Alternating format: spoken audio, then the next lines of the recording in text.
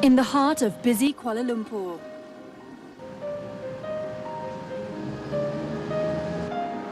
a shopper's paradise. Hidden away in plain sight are the hungry, the homeless, the poor, the forgotten people. Everyone passes them without thinking twice.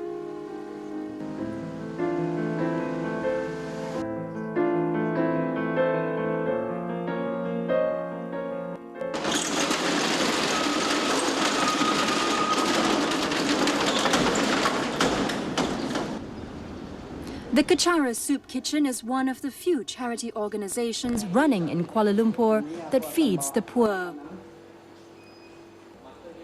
The day always starts with the staff cooking the rice for the lunch crowd. While the rice cooks, they're getting ready to go pick up dishes from another location. Today, they're driving across town to Kota Damansara, a 30-minute drive on a good day.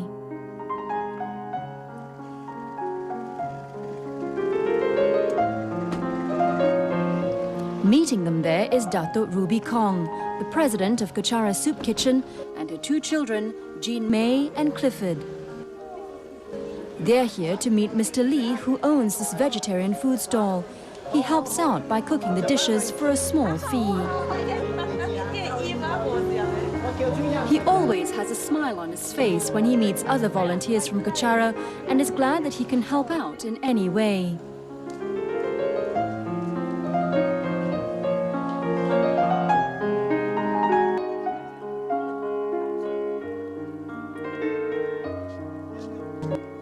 The dishes are soon loaded in the van as they rush back to meet the lunchtime crowd.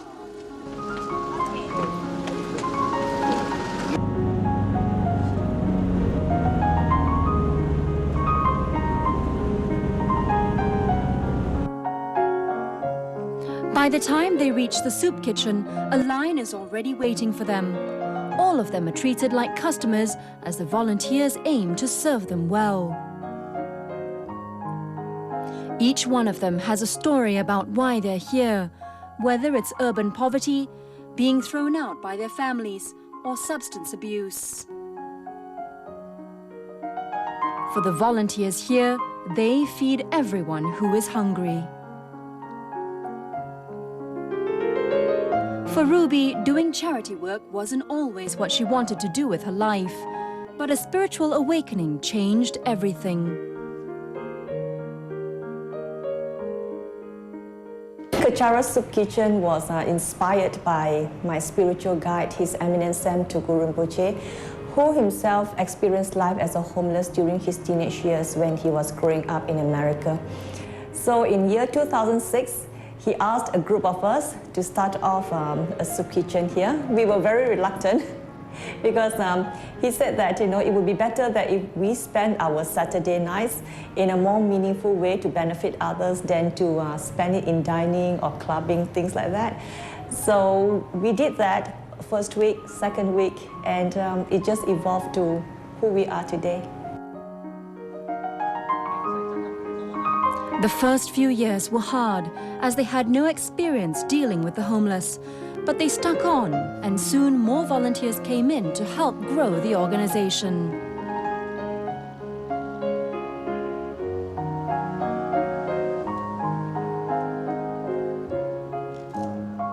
It was very difficult to find the homeless. We didn't know where to find them. I remember vividly our first experience was we bought 20 packets of halal food. We went down to Masjid Jamik area. Each of us was carrying 4 or 5 packets. And we walked everywhere to the back lanes, and we just couldn't find them. Now, with a permanent soup kitchen, the homeless have a place to gather to collect food.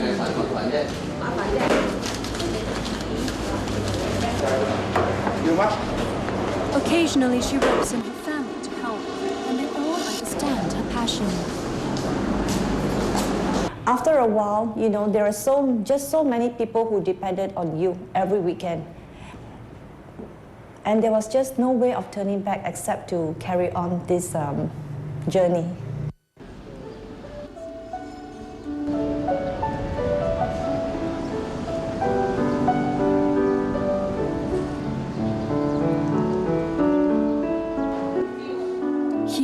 rely mostly on corporate sponsors for the food supplies. Every day they feed almost 200 people and cook a few bags of rice a day.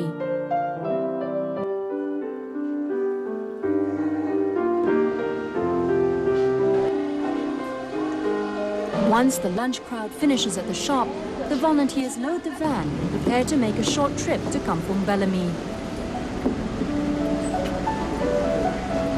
Every weekday, they make a daily trip there to deliver food to the urban poor and the elderly who are too weak to cook their own meals. They are running a little late today, and they hope that their customers are still waiting for them when they arrive.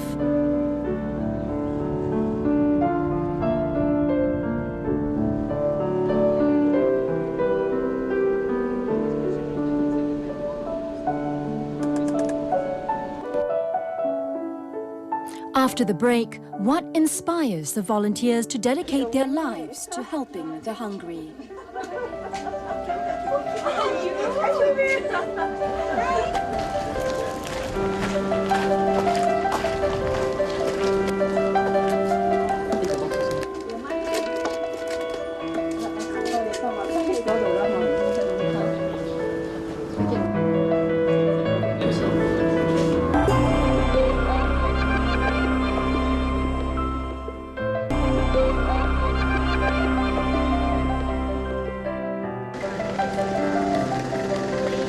By the time the soup kitchen van arrives at Kampong Bellamy, most of the elderly villagers have been waiting for them in the hot noon sun.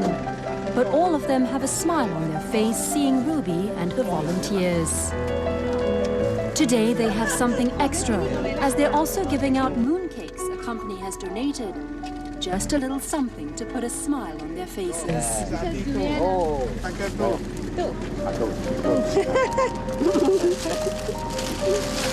Okay, thank you. Thank you, Uncle. Uncle 4. Whole family 7. Oh, yes, yes. Whole family.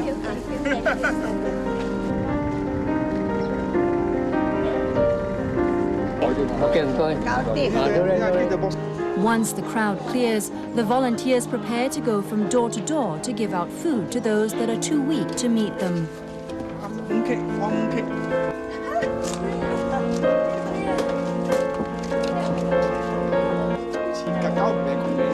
Get away.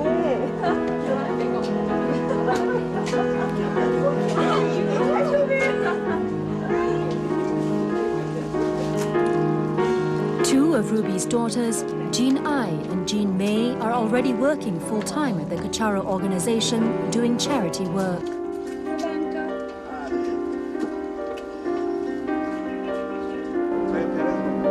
Their mother's dedication inspired them to follow in her footsteps. I didn't want to just work every month for a paycheck or work for money. To me, that wasn't a good enough incentive to wake up every day. I wanted to do something that actually meant something. And when I went to bed, I felt that I did something good with my life today. Yeah, that's why I joined Kechara. Many of my friends think that, we're crazy. But we have to allow our children to do something that they are passionate about. And I think they're doing good work, they're happy, and I hope that they will continue with this journey.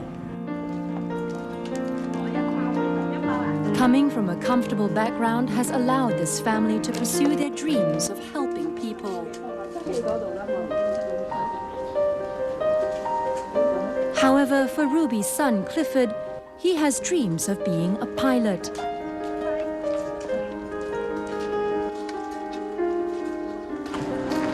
While his family doesn't say anything, he feels a lot of pressure to follow in his mother's footsteps. He makes up for it by helping out during the weekends. I know doing charity is a good thing, and I want to do charity, but I'm not so involved, so that's where the pressure comes in that I'm not really involved. So it's a mixture of feeling bad and good at the same time when I do actually come and do something. With their rounds finished, the volunteers return home.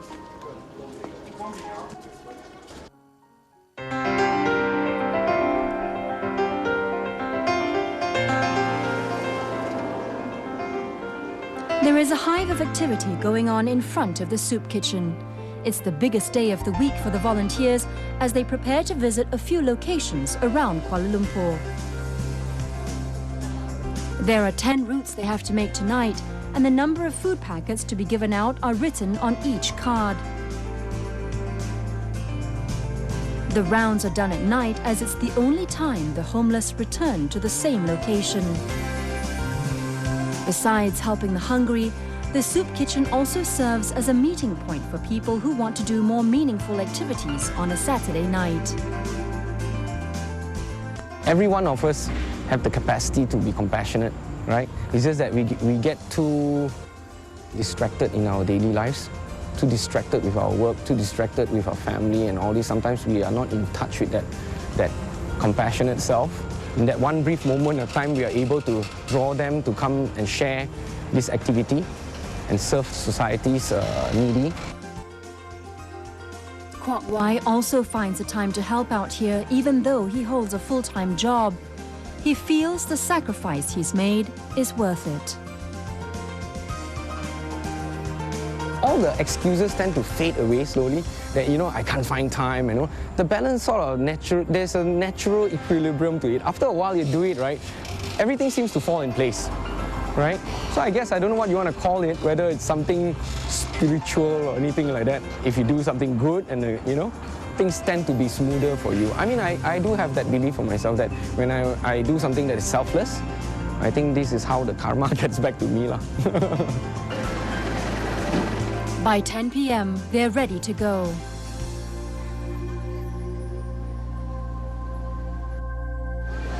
Each team drives out to their separate route and into the night.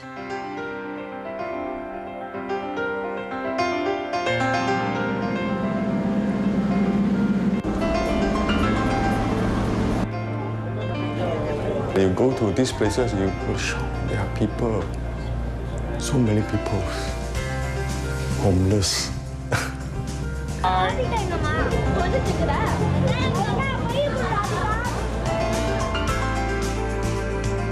They are human beings also. They left out. They must have a story behind them.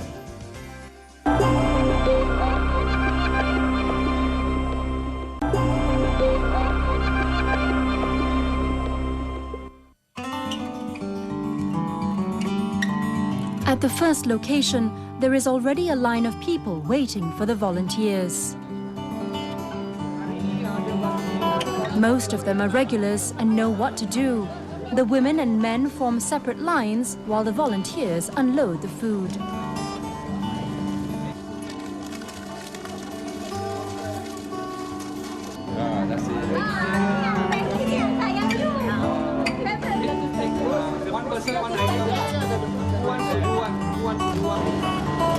The ladies are always served first, and there is a cheerful atmosphere as the volunteers start dispersing the food.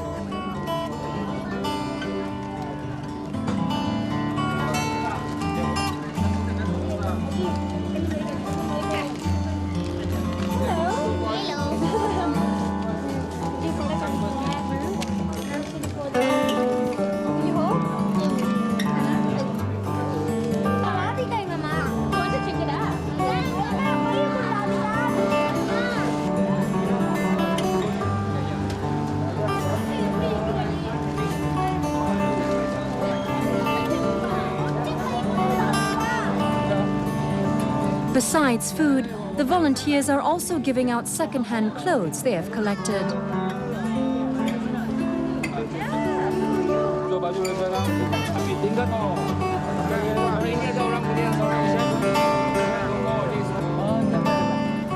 For some, all they want is someone to talk to.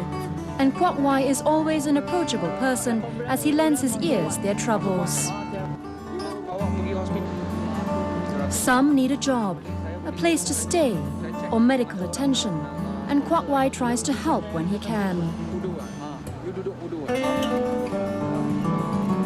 Once they are done, they pack up and head to the next location.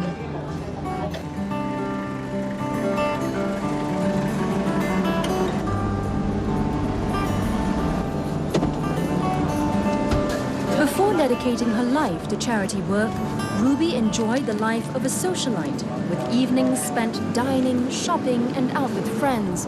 But she found her life meaningless. When she was given advice by her spiritual advisor to start the soup kitchen, her whole life changed, and her family was soon inspired to follow and help her. They told me that the reason why they are so gung-ho and they want to do charity work is because they saw a change in me.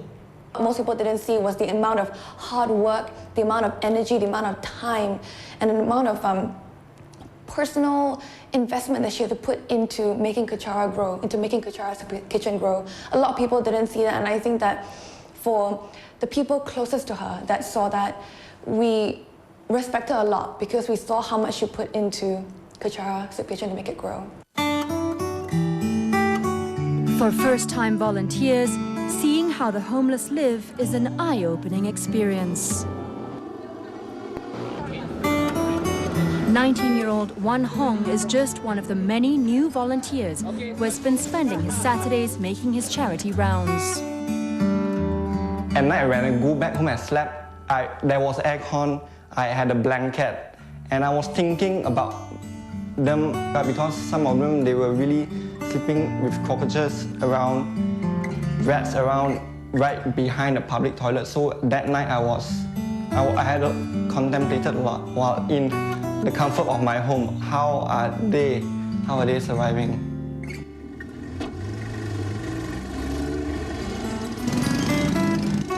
Wan Hong soon roped in his whole family to help after his sister started noticing how volunteering had made him a better person.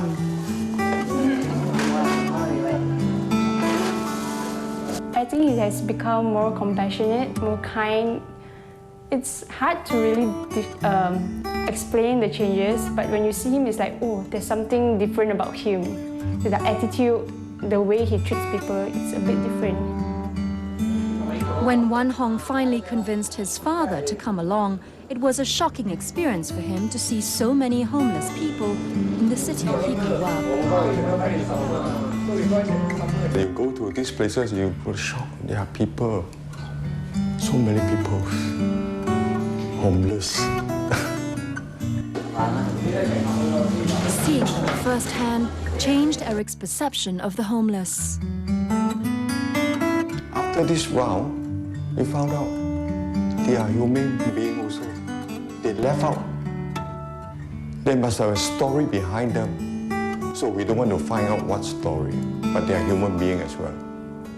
So nobody cared about them. When you get closer, you find out more. By 2 a.m., the rounds finally end.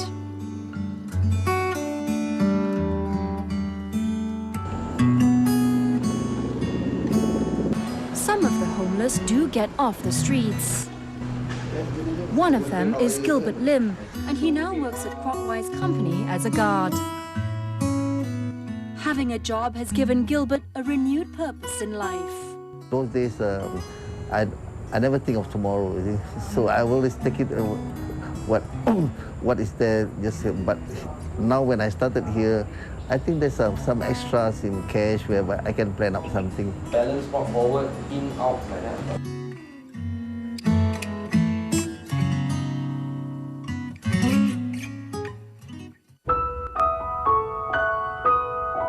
Ruby hopes that her children will continue in this journey and see how fulfilling it is. Life is not just about, growing up, going to university, graduating, getting married, have kids.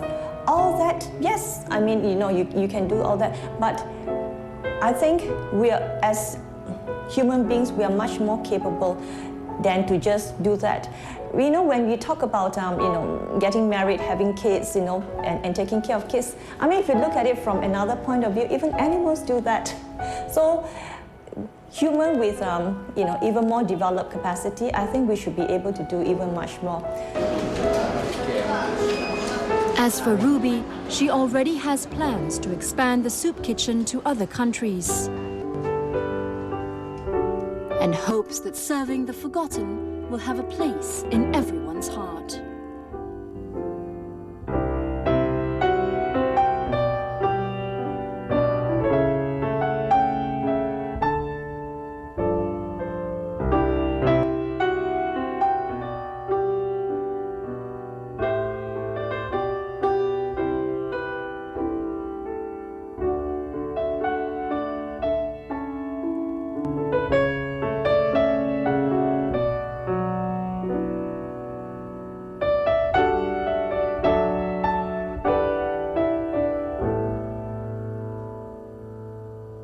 Tsemtulku.